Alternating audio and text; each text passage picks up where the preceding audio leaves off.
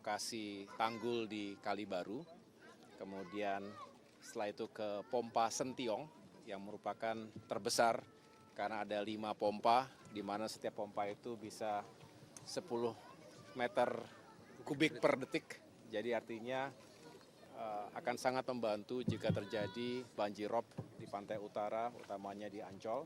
Dan ada 7 kecamatan yang terdampak secara langsung. Oleh karena itu, sejak tahun lalu bisa digunakan dengan baik dan mudah-mudahan ke depan kita lebih aman lagi dari kemungkinan bahaya banjir, terutama bagi 7 kecamatan yang terdampak di sekitar Kali Sentiong dan Ancol. Dan sore hari ini kita di lokasi Muara Baru, ini juga sesuatu yang sangat penting untuk kita tinjau dan terus kita kelola karena pembangunan tanggul kurang lebih 2,3 km. Ya, bisa dilihat tadi sampai ke arah sana, ini bentuknya tanjung, kalau tadi di Kalibaru itu bentuknya teluk gitu ya. Ini menjorok ke lautan. Tapi dengan pembuatan tanggul 4,8 meter dari permukaan air laut, ini bisa menyelamatkan atau melindungi 20.000 lebih kepala keluarga.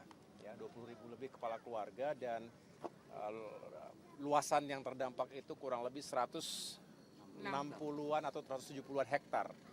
Jadi bisa dilihat teman-teman, tingginya permukaan air ini sudah lebih tinggi dibandingkan rumah-rumah yang di sana. Jadi bayangkan, benar ya Bu ya? Jadi bayangkan kalau tidak ada tanggul, ini sangat berbahaya dan keselamatan masyarakat kita benar-benar dalam ancaman.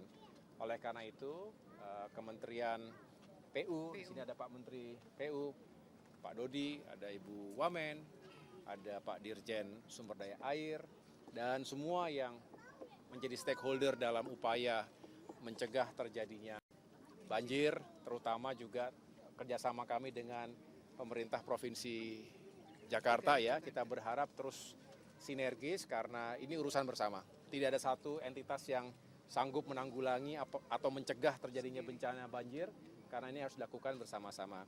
Nah, tugas kami, saya sebagai Menko Infrastruktur dan Pembangunan Kewilayahan adalah terus menghadirkan sinkronisasi, sinergi, dan kolaborasi antar semua pihak, baik pemerintahan di tingkat pusat maupun tingkat daerah, agar bersama-sama masyarakat menyadari pentingnya kita sama-sama menjaga lingkungan kita. Apa yang sudah ada kita jaga. Ini contoh, tanggul yang dibangun ini memang tidak untuk kapasitas kapal-kapal sandar yang besar. Nah, kalau ditambatkan itu bisa jebol malah begitu ya, dan ini akan merugikan dan membahayakan masyarakat yang ada di sini. Dan daerah Muara Baru ini juga termasuk daerah yang land subsidence-nya itu paling parah.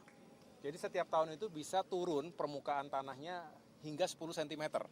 Jadi kalau 10 tahun itu 1 meter. 1 meter itu segini gitu. Bisa turun ya tentunya bisa terjadi banjir. Jadi ini dalam konteks kami turun ke lapangan hari ini untuk melihat secara langsung karena perlu kita memproyeksikan bagaimana Jakarta 5, 10, 20 tahun ke depan, apa yang menjadi tantangan kita, terutama kita tahu penduduk Jakarta ini besar, padat, dan tadi permukaan tanah terus menurun karena kita mengambil air dari dalam tanah, sehingga Kementerian PU selama ini berupaya juga untuk menambah suplai air dari Jatiluhur, dari Karian yang tengah dibangun saat ini, agar cukup atau paling tidak mengurangi kebutuhan kita mengambil air tanah.